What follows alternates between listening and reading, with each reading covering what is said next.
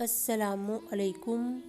نماز میں اور گھر میں سیدنا ابو بکر صدیق رضی اللہ تعالیٰ عنہ نے رسول اللہ صلی اللہ علیہ وآلہ وسلم سے عرض کی کہ اے اللہ کے رسول صلی اللہ علیہ وآلہ وسلم، آپ صلی اللہ علیہ وآلہ وسلم مجھے ایک ایسی دعا سکھائیے جس کو میں اپنی نماز میں بھی مانگوں اور اپنے گھر میں بھی مانگا کروں۔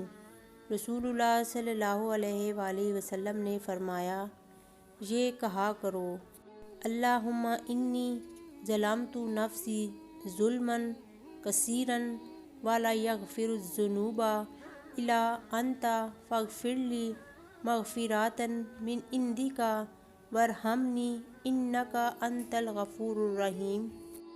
ترجمہ: یا اللہ، میں نے اپنی جانوں پر بہت ظلم کیا اور گناہوں کو تیرے سوا کوئی معاف کرنے والا نہیں، تو اپنے پاس سے میری خاص مغفرت فرما اور مجھ پر رحم فرما۔